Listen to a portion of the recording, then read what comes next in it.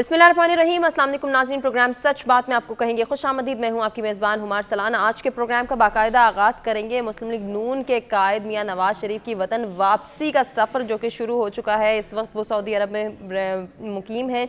उम्रे की अदायगी के बाद आला हुकाम से उनकी मुलाकातों का सिलसिला भी जारी है। कहा यह जा रहा है कि एक मुलाकात का सेशन हो गया है, अभी दीगर मुलाकातों का सिलसिला जारी है। उधर अगर दुबई की बात करें तो दुबई में भी कुछ मुलाकातें शेड्यूल्ड है। कुछ लोग इस बात से ये अंदाज़ा लगा रहे हैं कि शायद मियाँ नवाज शरीफ जो है वो वतन वापस आने का जब उन्होंने इरादा किया उसके बाद ये मुलाकातों का सिलसिला जारी और सारी है। और ये मुलाकातें जो शेड्यूल थी पहले से, इनका मकसद कोई बैकडोर डील है, किसी डील के तहत वो आ रही हैं। अरब ममालिक का किरदार है वाज़े उनके वतन वापस आने में। देखते हैं हमारे मेहमान इस हवाले से क्या राय रखते हैं। क्या उन्हें भी ऐसा ही लगता है कि मियाँ नवाज शरीफ वतन वापस किसी डील के तहत आ रहे हैं और इसमें अरब ममालिक का एक ख़ास किरदार है जिसकी वजह से वो वापस आ रहे हैं, या फिर उन्हें ऐसा नहीं लगता? ये अपने मेहमानों की जानिब सवाल लेकर चलते हैं, देखते हैं कि वो क्या कहते हैं और क्या मुस्लिम लीग नून के कायद मियाँ नवाज शरीफ की वतन वापसी पर आवाम में जो है वो उनके वालेहाना इस्तकबाल के लिए वो जोश व जज्बा देख रहे हैं। आवाम विलिंग है उनका वालेहाना इस्तकबाल करने के लिए। क्या लग रहा है मुस्लिम लीग नून के कायद का आगे सियासी करियर क्या होगा, इस हवाले से जानते हैं मेहमानों के ओपिनियन। जो मेहमान हमारे साथ मौजूद हैं तारुफ कराते हैं, गुफ्तगू का बाकायदा आगाज़ करते हैं। Senior analyst doctor Munawwar Hussain साहब मेरे साथ मौजूद हैं स्टूडियोज़ में। सर खुश आमदीद कहना चाहेंगे। साबिक सफ़ीर इश्तियाक अंद्रावी साहब हमारे साथ मौजूद हैं। सर आपको भी प्रोग्राम में वेलकम करेंगे। Senior analyst brigadier retired Ghazanfar Ali साहब हमारे साथ मौजूद हैं। ब्रिगेडियर साहब आपको भी प्रोग्राम में खुश आमदीद कहना चाहूँगी। डॉक्टर साहब गुफ्तगू का आगाज़ मैं आपसे करूँगी।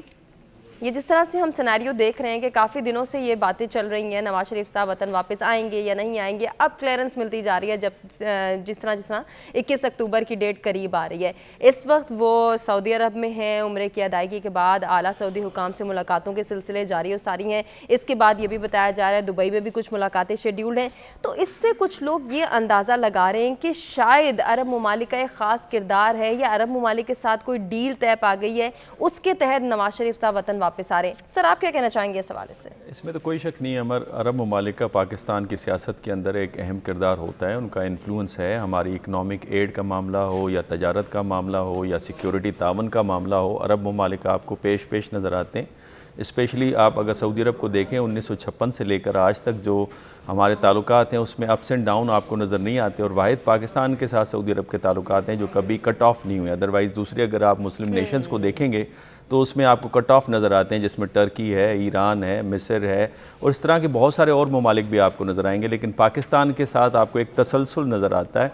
और स्पेशली जो इस वक्त हमारी इकनॉमिक कंडीशन है उस कंडीशन के बाद तो उनका असर और रसूख और भी डेफिनेटली बढ़ जाएगा। और फिर मुस्लिम लीग नून का अगर आप देखें तो बुनियादी तौर पे उनका टिल्ट भी नज़र आता है मिडल ईस्टर्न नेशंस की तरफ। और माजी में भी जो है उनके साथ वो रवाबित में थे और उन्हीं के ज़रिए से वो दाखिल हुए थे। आपको याद होगा कि 1998 के बाद आपने देखा था कि नवाज शरीफ साहब जब यहाँ से तशरीफ़ ले गए थे तो वो सऊदी अरब भी था जिसने डील करवाई थी उस वक्त के जनरल परवेज़ मुशर्रफ साहब और नवाज शरीफ के साथ। तो मैं समझता हूँ इस वक्त नवाज शरीफ साहब कोशिश कर रहे होंगे कि गारंटीज़ लेकर पाकिस्तान के अंदर आएँ। और दूसरा ये कि जो पाकिस्तान की इस वक्त जो इकनॉमिक कंडीशन है उसके अंदर स्टेबिलिटी कैसे लाई जा सकती है। कैसे हो सकती है कि उन्हें गिरफ्तार नहीं किया जाएगा, कानून के शिकंजे से बच जाएंगे, या फिर वापसी के चांसेस होंगे? नहीं, मेरा ख्याल है गिरफ्तार तो किया जाएगा। उसके अलावा किस तरह से उनको एक मौका दिया जाएगा कि वो अपना अहम किरदार अदा करे पाकिस्तान की सियासत के अंदर, और फिर केसेस को किस तरह से उनसे उनको छुटकारा हासिल होगा, मेरे ख्याल में वो सारी डील होगी। और उससे ज़्यादा अहम चीज़ ये होगी कि अगर वो पावर में आ जाते हैं, उनकी पॉलिटिकल पार्टी आ जाती है, तो पाकिस्तान को इस वक्त इकनॉमिक क्राइसिस से कैसे निकालेंगे, उसमें मैं समझता हूँ कि जो अरब ममालिक हैं उनका कलीदी किरदार होगा। उनकी इन्वेस्टमेंट के बगैर हम आगे नहीं बढ़ पाएंगे। ठीक हो गया, एक अहम पॉइंट आपने रेस किया सर, इसी को कंटिन्यू करेंगे। इश्तियाक अंद्रावी साहब, क्या लग रहा है आपको नवाज शरीफ साहब की वापसी जो है वो किसी डील के तहत हो रही है और इसमें अरब ममालिक का किरदार है? डील तो लगता है कि है और किसी डील के तहत ही आ रहे हैं। और उन्होंने जो है अपने 4 साल बड़े आराम से गुजारे हैं इंग्लैंड में, जबकि यहाँ के पाकिस्तान की सियासत ऊपर नीचे हो रही थी। और अब जो है वो डील के तहत ही लगता है आ रहे हैं। लेकिन इस डील में अरब ममालिक की या गल्फ़ के ममालिक की क्या इसमें उसका इन्फ्लुएंस है या उसमें उसका क्या हिस्सा है, वो मेरा ख्याल है कुछ जो अंदाज़े लगाए जा रहे हैं मेरे नज़दीक वो थोड़े से زیادتی کی طرف ہیں، زیادہ ہونے کی طرف ہیں، کیونکہ پہلی بات تو یہ ہے کہ دیکھیے جو بین الاقوامی تعلقات ہوتے ہیں، چاہے وہ عرب ملک دنیا کے ساتھ ہوں، چاہے وہ یورپین ملکوں کے ساتھ ہوں، امریکہ کے، چائنا کے ساتھ، یہ تعلقات ملکوں کے ساتھ ہوتے ہیں جو گلف ممالک ہیں، ان کی پاکستان میں اکنامک سٹیکس بھی ہیں، انہوں نے انویسٹمنٹ بھی کی ہوئی ہے، آئندہ بھی شاید کرنا چاہتے ہیں پاکستان میں، وہاں سے جو ہے ریمیٹنس آتی ہیں، پاکستان کی وہاں پہ مین پاور ہے، تو اور اس کے علاوہ جو ہے سیکیورٹی کے بھی ریلیشنز ہیں کوآپریشن کے، لیکن میں نہیں سمجھتا کہ ان کے لیے کوئی ایک یا دو یا نواز شریف یا زرداری صاحب یا عمران خان جو ہیں ان میں کوئی پریفرنس ہوتی ہے کہ اس کو لائیں گے تو پھر ہم امداد لے کے آئیں گے، تو چنانچہ اس حد تک تو مجھے لگتا ہے کہ یہ جو ہے وہ فسانہ زیادہ بنایا گیا، اس میں حقیقت نہیں ہے، اور اس کی وجہ یہ بھی ہے کہ اگر تو کوئی ان سے نواز شریف صاحب سے سعودیہ میں کوئی ملاقات کسی کی ہوتی، سرکاری کسی اہلکار کی یا شاہی خاندان میں سے کسی کی، تو ہم سمجھتے ہیں کہ شاید کوئی ایسی بات ہوئی ہے، ابھی تک تو ان کی نہ کسی سے ملاقات ہوئی ہے اور نہ ہی اس کی خبر ہے، میرا خیال ہے جو عرفان صدیقی صاحب نے کہا تھا کہ جی کوئی بھی ملاقات سرکاری سطح پہ شیڈول نہیں ہے، اور یو اے ای میں بھی ایسا ہی ہے کہ یو اے ای میں جو ان کی جو 2 دن ہیں اس میں ان کی جو ملاقاتیں ہیں وہ پرائیویٹ سیکٹر میں کہتے ہیں، لیکن جو ہے سرکاری طور پہ کسی کی نہیں ہے، تو چنانچہ جو ڈیل کا وہ والا حصہ ہے کہ جس میں گلف کی حکومتیں انوالو ہیں یا ان کی حکمران انوالو ہیں، وہ مجھے لگتا ہے کہ بات صحیح نہیں ہے، لیکن یہ ہے کہ بہرحال وہ یہ تصور شاید دے رہے ہیں، یہ امپریشن میاں صاحب اور ان کی پارٹی کے میاں صاحب آئیں گے تو عرب ممالک جو ہیں اپنے خزانوں کے منہ کھول دیں گے، تو میرا تو خیال ہے کہ ایسی بات نہیں ہے کوئی بھی۔ ٹھیک ہو گیا سر، آپ کا اوپینین آ گیا ہے۔ بریگیڈیئر صاحب آپ کو کیا لگتا ہے، جیسے پیپلز پارٹی کی جانب سے بھی بیان بازی کا سلسلہ جاری ہے، خورشید شاہ یہ کہتے ہیں کہ نواز شریف صاحب کے لیے ریڈ کارپٹ کوئی اور بچھا رہا ہے، اس بات سے کیا اشارہ ہے؟ بہت بہت شکریہ۔ نواز شریف کی واپسی ایک تو پاکستان کے لیے بہت بدقسمتی ہوگی اگر ایک شخص جو پہلے 3 دفعہ پرائم منسٹر رہ کے پاکستان کو کسی طرف نہیں لے کے جا سکا، اب وہ دوبارہ بھی اس وقت جس وقت وہ کنوکٹڈ ہے، جس وقت اس کے اوپر 3 اکاؤنٹیبلٹی کورٹ کے العزیزیہ کا اور اس کا کیس ہے اور اس کے لیے اس نے اپیل فائل کرنی تھی، وہ واپس آ جائے اور پھر یہ امید کی جائے کہ وہ پرائم منسٹر ہی بن جائے گا، میرا خیال سسٹم کی اس سے بڑی بدقسمتی نہیں ہو سکتی۔ اب جہاں تک آپ نے بات کی ڈیل کی، تو اس کے لیے کوئی نہ کہیں سے آپ کو کوئی نہ کوئی نقطہ اٹھانا پڑے گا، کوئی بیک گراؤنڈ اٹھانا پڑے گا، اور جب بیک گراؤنڈ میں آپ جائیں گے تو آپ جائیں گے جب رجیم چینج پاکستان میں ہوا تھا اور عمران خان کی حکومت خلاف ووٹ آف نو کانفیڈنس ہوا تھا، تو اس وقت رجیم چینج کے بارے میں اور اس سے پہلے آپ نے دیکھا تھا کہ امریکنز کتنے ایکٹیو تھے کہ امریکن ایمبیسڈر نے ہر اس شخص سے ملاقات کی تھی جو رجیم چینج میں کے لیے ووٹ دینے میں شامل تھا، اور اس کے ساتھ ساتھ پھر جو پیسے کی فلوٹ ہوئی تھی وہ بھی آپ کو یاد ہوگا کہ اس کے بعد پھر جو حکومت آئی تھی وہ بھی آپ کو یاد ہوگا، پھر اس حکومت کے اوپر مختلف جگہوں سے، پاکستان کے اندر سے نہیں، پاکستان کے باہر سے جو کامنٹس آئے، جس میں ڈاکٹر ربیکہ گرانٹ بھی تھی، ایک پاکستان کے بہت بڑی انرجی ایکسپرٹ ہیں جو امریکہ میں ہوتے ہیں، سعید آفریدی صاحب، ان کا بھی ٹویٹ تھا، اور اس کے اندر جو چیزیں امپریشن آیا، ابھی میں امپریشن کی بات کر رہا ہوں، ان کی سٹیٹمنٹ کی بات کر رہا ہوں، وہ یہ ہے کہ جی امریکہ جو ہے وہ اس بات سے خوش نہیں تھا کہ پاکستان اپنی فارن پالیسی کے کنٹورز کو امریکہ سے نکال کے رشیا سے لنک کرے، اور اس وقت کی حکومت یہ کرنے کی کوشش کر رہی تھی، تو اس کا مطلب ہے اس کے اندر ایک انڈیویجول تھا، ایک گورنمنٹ تھی جو کرنے کی کوشش کرتی، اس کو ہٹا دیا گیا۔ اب جب وہ ہٹا دیا گیا تو باہر سے اس کے بعد جو پرفارمنس تھی حکومت کی وہ بھی آپ کو پتہ ہے۔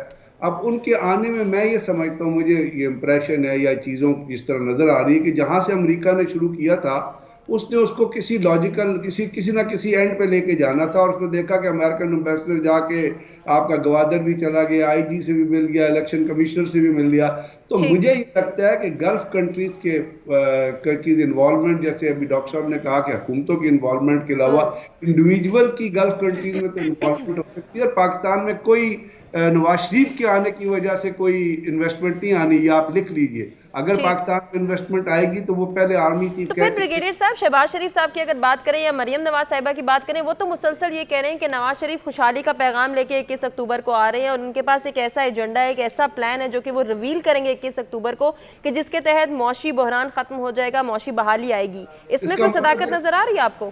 اس کا مطلب کہ نواز شریف جو ہے وہ شہباز شریف کو ڈچ کرنا چاہتا تھا نا. نواز شریف نے شہباز شریف کو ڈچ کیا ہے اور شہباز شریف کو دھوکہ دیا ہے. یعنی بھائی نے بھائی کو دھوکہ دیا ہے یا مریم نے شہباز شریف کو دھوکہ دیا ہے. اگر نواز شریف کے پاس ایسی گدڑ سنگھی تھی اور کوئی ایسا پروگرام تھا اور کوئی ایسی تو چیز وہ 16 مہینے پہلے بتانا چاہیے تھا. سر آپ نے بجا فرمایا. ذرا ہم ایک بریک کی جانب بڑھیں, بریک سے واپس آتے ہیں, آج کے دوسرے ٹاپک کے حوالے سے بات کرتے ہیں. ویلکم بیک ناظرین. پروگرام میں ایک مرتبہ پھر سے آپ کو کہیں گے خوش آمدید, اور اب کچھ بات کریں گے پاکستان تحریک انصاف کے حوالے سے. جس تیزی سے ہم نے دیکھا کہ پاکستان تحریک انصاف ابھری تھی, اسی تیزی سے اس کی وکٹیں بھی ہمیں گرتی ہوئی نظر آئی. اگر پی ٹی آئی کے اراکین کی بات کریں تو وہ اس وقت جو ہے منحرف اراکین کے نام سے جانے جا رہے ہیں, اور کچھ لوگ یہ کہہ رہے ہیں کہ جبراً ان سے پی ٹی آئی چھڑوائی جا رہی ہے. لیکن ان کا استحکام پاکستان پارٹی جوائن کرنا بھی یقیناً ایک سوالیہ نشان ہے. آنے والے وقت میں استحکام پاکستان پارٹی کا کیا مستقبل ہوگا, یہ تو ہم اپنے گزشتہ پروگرامز میں بھی ڈسکس کر چکے ہیں. لیکن پاکستان تحریک انصاف کا سیاسی سٹانس کیا رہ جائے گا؟ پاکستان تحریک انصاف کے اراکین اگر پاکستان پی ٹی آئی کو چھوڑ کے جا رہے ہیں تو پھر آنے والے وقت میں پی ٹی آئی کا وجود باقی رہے گا, نہیں رہے گا؟ الیکشن میں پی ٹی آئی کا کیا سیاسی مستقبل ہوگا؟ کیا الیکشن لڑ پائے گی پی ٹی آئی, نہیں لڑ پائے گی؟ اور اگر پی ٹی آئی کے بغیر الیکشن ہوتے ہیں تو عوام کا ووٹ بینک کس طرف رخ کرے گا؟ عوامی اعتماد کس قدر متاثر ہوگا؟ الیکشن کس قدر متاثر ہو سکتے ہیں؟ بہت سارے سوالات ہیں جو ہم اپنے مہمانوں کے سامنے رکھنے جا رہے ہیں, ان سے جانتے ہیں پی ٹی آئی کے مستقبل کے حوالے سے ان کا کیا اوپینین ہے. ڈاکٹر صاحب, آنے والے الیکشن میں پی ٹی آئی کا وجود باقی رہے گا, نہیں رہے گا؟ اگر پی ٹی آئی کو الیکشن لڑنے کی اجازت نہیں دی جاتی تو پھر عوام کا ووٹ بینک کس طرف جاتے دیکھ رہے ہیں؟ ایک پارٹی جس نے بھاری اکثریت حاصل کی, عوام کا ووٹ بینک ہے, بڑا اسٹرینتھن ہوتا دکھائی دیا ہمیں, اتنے واقعات, اتنے حالات جو ہے ان میں تبدیلی کے حوالے سے بھی. لیکن پھر بھی لوگ ابھی بھی پی ٹی آئی کا نام لیتے ہی بڑا ایک جذباتی ان کے اندر ہمیں نظر آتے ہیں, ان کے سینٹیمنٹس جڑے ہوئے ہیں پی ٹی آئی کے ساتھ. اگر پی ٹی آئی الیکشن میں شمولیت اختیار نہیں کرتی تو پھر عوام کا ووٹ بینک کہاں جاتا ہے؟ کس قدر متاثر ہو سکتا ہے الیکشن؟ ذرا اس حوالے سے پلیز شیئر کیجئیں گے اپنے اوپینین. میں سمجھتا ہوں پرائم منسٹر کاکڑ نے کہا تھا کہ ایز اے پولیٹیکل پارٹی وہ پی ٹی آئی کو الیکشنز میں حصہ لینے سے کبھی بھی نہیں روکیں گے, اور مسئلہ صرف ایک فرد کے ساتھ ہے. پہلی بات تو یہ جس سے واضح ہے کہ پی ٹی آئی تو الیکشن میں حصہ لینے جا رہی ہے, اس کو اجازت ہوگی اس حوالے سے. دوسری بات یہ تھامس کوہن ہے, انہوں نے پازیٹیوزم کے حوالے سے ایک الٹرنیٹیو اپنا آئیڈیا دیا تھا, جس میں انہوں نے کہا تھا کہ پیراڈائم شفٹ ہوتا ہے, پیراڈائم ڈائی ڈاؤن نہیں ہوتا. اور پاکستان کی اگر آپ تاریخ میں دیکھیں تو جس بھی پولیٹیکل پارٹی کو آپ نے دیوار سے لگانے کی کوشش کی ہے وہ ڈائی ڈاؤن نہیں ہوئی ہے, اس نے دوبارہ سروائیو کیا ہے اور وہ زیادہ مضبوط انداز سے آپ کے سامنے ابھرتی بھی نظر آتی ہے. ماضی میں پیپلز پارٹی کے ساتھ ہوتا رہا, خود مسلم لیگ نون کے ساتھ ہوتا رہا.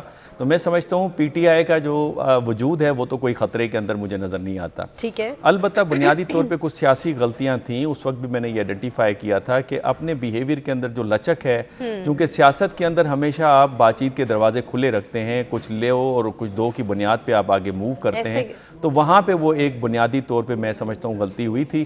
اور مجھے تو میں فرینکلی اسپیکنگ, یہ میں نے پہلے بھی کئی دفعہ یہ بات کہی ہے کہ مجھے ایک نیچرل الائنس نظر آتا تھا, اور اب بھی نظر آتا ہے مستقبل کے اندر پی ٹی آئی کے اور پیپلز پارٹی کے درمیان میں, اور اس کے ساتھ ساتھ میں بھی جو ہمارے طاقتور طبقے ہیں ان کے درمیان میں مجھے ایک نیچرل الائنس نظر آتا ہے. البتہ یہ اونٹ کس کروٹ بیٹھے گا یہ آنے والے دن ہمیں اس کے بارے میں بتائیں گے. ٹھیک ہو گیا سر, آپ کا اوپینین آ گیا. اشتیاق اندرابی صاحب, لوگوں کی, عوام کی سیاسی وابستگی جو ہمیں پاکستان تحریک انصاف کے ساتھ نظر آتی ہے, آنے والے وقت میں اس کو زیادہ مضبوط ہوتا دیکھ رہے ہیں, یا اس میں کسی قسم کا اثر بھی پڑ سکتا ہے؟ اگر پی ٹی آئی کو الیکشن لڑنے نہیں دیا جاتا تو پھر لوگوں کی وابستگی, لوگوں کے اس ریلیشن شپ کو کس قدر متاثر ہوتا دیکھ رہے ہیں آپ؟ دیکھیے, پہلے تو جو چیز اہم ہے وہ یہ ہے کہ آپ الیکشن کیوں کروانا چاہتے ہیں. کیا صرف آپ ایک جو روٹین ہے جو ضروری ہوتی ہے ملکوں کی تاریخ میں یا ان کی گورننس میں وہ کرنا چاہتے ہیں, یا آپ جو ملک جس گرداب میں پھنسا ہوا ہے اس سے نکالنا چاہتے ہیں؟ اگر آپ سمجھتے ہیں کہ آپ کے جو معاشی مسائل ہیں, جو آپ کے معاشرتی مسائل ہیں, جو آپ کے سیاسی مسائل ہیں, سیکیورٹی کے مسائل ہیں, اس کی وجہ صرف یہ ہے کہ پاکستان سیاسی طور پہ انسٹیبل ہے, پاکستان سیاسی طور پہ اس میں جو ہے وہ استحکام نہیں ہے, اور جو ہے وہ پولیٹیکل انسٹیبلٹی کی وجہ سے اکنامک انسٹیبلٹی بھی ہے اور باقی جو مسائل ہے. اگر تو آپ کا مطمع نظر وہ ہے اسے ٹھیک کرنا ہے تو then you will go for free and fair election. اور فری اینڈ فیئر الیکشن کا تقاضا ہے کہ جتنے بھی سیاسی لوگ ہیں، جتنے بھی سیاسی جماعتیں ہیں، جتنے بھی سیاسی گروہ ہیں، انہیں ایک لیول پلینگ فیلڈ دی جائے، فیئر اور ٹرانسپیرنٹ الیکشن کروائے جائیں۔ اگر یہ ہوتا ہے تو اس کا مطلب یہ ہے کہ عمران خان کو بھی اور ان کی پی ٹی آئی کو بھی انتخابات میں اجازت ہوگی حصہ لینے کی۔ اگر یہ کسی طریقے سے یہ ڈینائی کی جاتی ہے تو میرا خیال یہ ہے کہ جس طرح کہ میں لوگوں کا دیکھ رہا ہوں، لوگوں کا جیسا رجحان ہے، پرٹیکولرلی جو ہماری یوتھ ہے، جو آپ کے جو الیکٹورل جو کالج ہے یا جو آپ کے ووٹرز ہیں، ان میں ان کی بہت بڑی تعداد ہے، وہ تو اگر آپ بیلٹ پیپر پہ پی ٹی آئی کا یا بلے کا یا عمران خان کا نشان نہیں ہوگا تو وہ یا تو اس کو بلینک چھوڑ دیں گے یا اس کو وہ ضائع کر دیں گے ووٹس پہ ملٹیپل سٹیمپس لگا کے۔ لیکن میرا خیال ہے اشتیاق صاحب لوگ یہ بھی یاد رکھیں گے کہ کیوں یہ بلینک ہے اور کیوں یہ نشان نہیں ہے۔ ذرا اس جانب بھی آتے ہیں۔ بریگیڈیئر صاحب، سائفر کیس بھی ہمارے سامنے ہے، 9 مئی کے واقعات بھی ہمارے سامنے ہیں، ان دونوں چیزوں کو مد نظر رکھتے ہوئے پی ٹی آئی کا سیاسی سٹانس کیسے دیکھتے ہیں آپ؟ 9 مئی کے اوپر واقعات کے اوپر تو اب تحقیقات بھی ہو گئی اور اس کے اوپر پروسیڈنگ بھی شروع ہو گئی ہیں اور اپنا مقدمے بھی چلنے شروع ہو گئے ہیں۔ اب ان کے فیصلے بھی آتے جائیں گے آنے والے دنوں میں۔ اور 9 مئی کے واقعات جو تھے ان کو ہر خاص و عام نے، ہر سوچ رکھنے والے شخص نے کنڈم کیا تھا کہ جی آپ جا کے شہیدوں کی مزاروں پہ اس پہ نہیں آپ اس قسم کی چیز کرتے۔ لیکن وہ سیاست اس وقت اس کا وہ جو تھا وہ ایک انڈیویجول واقعہ تھا جو ہوا اور اس کے خلاف ایکشن ہو گیا۔ اب چونکہ آپ سیاست کی بات کر رہی ہو، سائفر کیس جو عمران خان کے اور شاہ محمود قریشی کے خلاف چل رہا ہے، وہ بھی انڈیویجولز کے خلاف چل رہا ہے، وہ پوری پارٹی کے خلاف تو نہیں چل رہا۔ اب جیسے پہلے ڈاکٹر صاحب نے اور اشتیاق صاحب نے جو بات کی ہے وہی تمام کی تمام چیزوں کی جز ہے، وہی اساس ہے کہ جی آپ نے اب باہر سے بھی یہ ڈیمانڈ آ رہی ہے، امریکن نے بھی کہا ہے جنہوں نے رجیم چینج کیا تھا کہ پاکستان میں فیئر الیکشن ہونے چاہیے اور ہمارے الیکشنز کو جو ہے دنیا دیکھے گی۔ تو اس میں اگر ہر پارٹی کے لیے لیول پلینگ فیلڈ نہیں ہے تو مجھے لگتا یہ ہے کہ آپ کا جو ٹرن آؤٹ ہوگا، جس کو میں فورسی کر سکتا ہوں، اگر الیکشن آپ پی ٹی آئی کا چانس نہیں ہوتا یا پی ٹی آئی سے اگر ایک انڈیویجول کو نکال کے باقی لوگ نہیں کھڑے ہو سکتے، تو مجھے نہیں لگتا کہ پاکستان کا ٹرن آؤٹ جو ہے الیکشن کا وہ کوئی ایسا ہوگا جس میں آپ کوئی رزلٹ جو ہے وہ افرم کر سکتے ہیں، کیونکہ لوگ بہت سارے لوگ اب یہ کہہ رہے ہیں کہ they will not go to the polling booth اور وہ کسی اور کو ووٹ نہیں ڈالیں گے۔ بات یہ ہے کہ اگر ہم نے الیکشن کرانے ہیں، پہلے تو میں سمجھتا ہوں کہ جو پاکستان کی کنڈیشن دیکھیں نا، ایک الیکشن ایک حکومت تھی پی ڈی ایم کی، تو آپ پہ ڈالر کہاں گیا تھا؟ اس وقت بھی آپ کا وزیر خزانہ کہتا تھا کہ ڈالر سمگل ہو رہا ہے، آپ کا انٹیریئر منسٹر بھی کہتا تھا ڈالر اگر وہ سمگل ہو رہا تھا تو آپ کیا تماشا دیکھنے کے لیے بیٹھتے؟ تو اس سے تو پھر 2 چیزیں اخذ کی جا سکتی ہیں نا کہ یہ they were involved in that smuggling۔ اب ایک ایکشن لیا گیا اور آرمی چیف نے بھی کہا کہ ہم ڈالر سمگلنگ کو کنٹرول کریں گے، تو آپ دیکھیے کہ مہینے کے اندر کیا، تو مطلب کہنے کا یہ ہے کہ یہ چیزیں اگر ٹھیک ہو جائیں اور تو عوام کے ریلیف کی بات ہو، الیکشن اس کنڈیشن میں ہوگا، وہ میں نہیں فورسی کرتا کہ عوام کو کوئی ریلیف پرووائڈ کر سکتا ہے۔ اس کنڈیشن میں الیکشن ہوا تو پھر آپ کا ڈالر ادھر ہی چلے جائے گا کہ پھر وہی لوگ آ جائیں گے سمگلنگ کو انکریج کرتے ہیں۔ ٹھیک ہو گیا سر، آپ کا اوپینین آ گیا ہے۔ ہمیں ابھی ایک بریک کی جانب بڑھنا، ناظرین بریک سے واپس آتے ہیں، ڈسکشن کو آگے بڑھاتے ہیں۔ ویلکم بیک ناظرین، پروگرام میں ایک مرتبہ پھر سے آپ کو کہیں گے خوش آمدید، بڑھیں گے آج کے تیسرے ٹاپک کی جانب اور بات کریں گے اسرائیلی جارحیت اور بربریت جس کا سلسلہ نہ تھم سکا، غزہ پہ بمباری کا سلسلہ جاری ہے۔ ایک جانب ہم دیکھ رہے ہیں کہ عرب ممالک کی جانب سے مختلف بیانات آ رہے ہیں، فلسطینیوں کے ساتھ اظہار یکجہتی کیا جا رہا ہے۔ دوسری جانب یہ بات بہت اہم ہے کہ امریکہ کی جانب سے بیانات پر بیانات آ رہے ہیں اور وہ اسرائیل کے ساتھ اظہار یکجہتی کر رہے ہیں۔ امریکی صدر نے اسرائیل کے دورے کی تصدیق بھی کر دی ہے، لیکن جہاں یورپی ممالک کا یہ رویہ ہم دیکھ رہے ہیں، وہیں کچھ باتیں اور بھی اہم ہیں جو کہ آج کے پروگرام میں ہم ڈسکس کرنے جا رہے ہیں۔ ہسپانوی وزیر کے حوالے سے جو بات سامنے آئی ہے، وہ کہتی ہیں کہ اسرائیل منصوبہ بندی کے تحت غزہ میں نسل کشی کر رہا ہے۔ یقیناً یہ بات افسوسناک ہے اور قابل مذمت بھی ہے۔ اس پر روشنی ڈالیں گے اور ڈاکٹر صاحب آپ کی جانب بڑھنا چاہوں گی، ذرا اپنا اوپینین شیئر کیجیے گا۔ یہ جو ہسپانوی وزیر کا بیان سامنے آیا ہے، یقیناً یہ تشویشناک ہے۔ بالکل تشویشناک ہے۔ اس سے پہلے آپ نے سنا تھا آئرش کے جو ایم پی اے تھے انہوں نے بہت لتاڑا تھا اسرائیل کے جو فارن منسٹر تو نہیں تھے، وہاں پہ ایمبیسڈر تھے، اور ان کو کہا کہ آپ کو تو نکل جانا چاہیے اس اجلاس سے. اور تو دنیا کے اندر ایک بیداری ہے. دیکھیں ایک نیشنل انٹرسٹ ہے جو یہ راگ الاپا جاتا ہے نا نیشنل انٹرسٹ کا, کہ اقوام اپنے نیشنل انٹرسٹ کے مطابق موو کرتی ہیں. میں اس نیریٹو کو قبول نہیں کرتا, اور یہ نیریٹو ویسٹ کی طرف سے دیا گیا ہے. ویسے بھی کرٹیکل جو تھیرسٹ ہیں یا مارکسسٹ ہیں وہ تو یہ بات کہتے ہیں کہ بلائنڈلی کسی بھی نیریٹو کو آپ ایکسیپٹ نہ کریں, بلکہ اس کے جو بننے کا جو پروسیس اس کو انڈرسٹینڈ کریں, اس کے پیچھے جو چھپے ہوئے مفادات ہیں ان کو نکالنے کی کوشش کریں.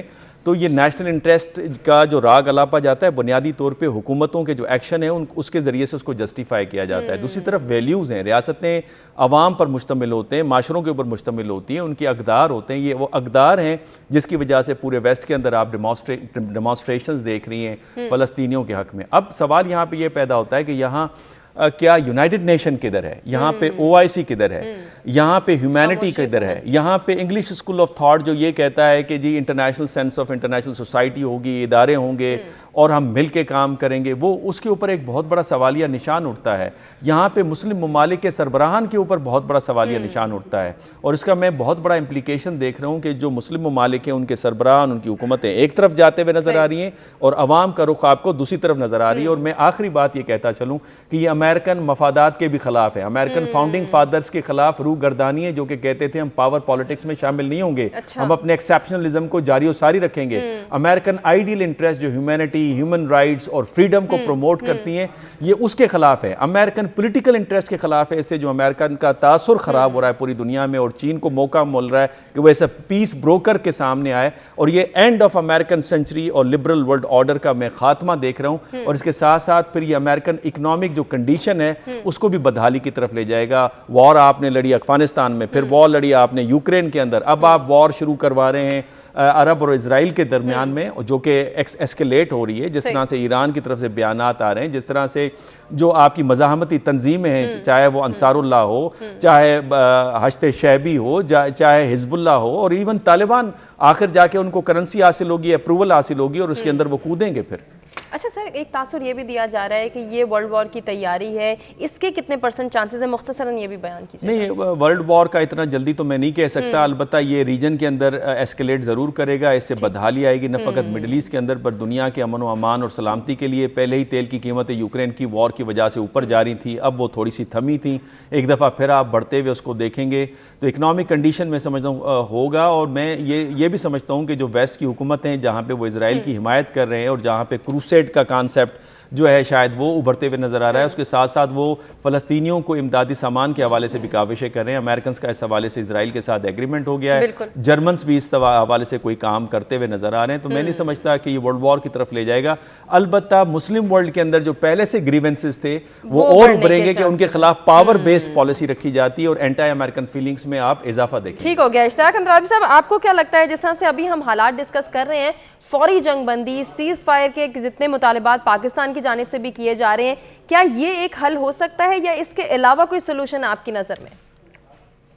دیکھیے, جو مین سمت ہے سلوشن کی وہ تو یہی ہے جو آپ نے جیسے کہا ہے, کہ بات یہ ہے کہ جو ڈاکٹر صاحب جو بات کر رہے تھے کہ جب یہ شروع ہوا, یہ غزہ کا یہ موجودہ کرائسس شروع ہوا, تو پہلے جو ویسٹرن ورلڈ تھا ان کا بھی, اور کافی حد تک ساؤتھ کے ملکوں کا بھی, جیسے انڈیا جیسے ملکوں نے بھی اسرائیل کو سپورٹ کیا اور حماس کی جو کارروائی ہے اس کی مذمت کی. بٹ جیسے جیسے اس کی گرد بیٹھتی گئی تو لوگوں نے دیکھنا شروع کیا کہ یہ کیوں ہوا ہے, اور پھر جو ہے اسرائیل کے اندر سے بھی آوازیں اٹھی کہ نتنیاہو نے جو اپنی سخت گیر پالیسی کی وجہ سے اور اس کی سخت پالیسی اینٹی پیلسٹائن پالیسی کی وجہ سے اس نے اس کو کرائسس کو جنم دیا, اور اس کا جو ہے اب جو ہے آہستہ آہستہ جو ہے جو ویسٹرن کنٹریز انکلوڈنگ امریکہ, UN وغیرہ, وہ اس نتیجے پر پہنچ رہے ہیں کہ اس وقت جو ہے اسرائیل کے پاس دو آپشنز ہیں, یا تو وہ گو فار اے بلڈی وار, بہت بری جنگ, اور دوسری یہ ہے کہ اس سے اچھا امن.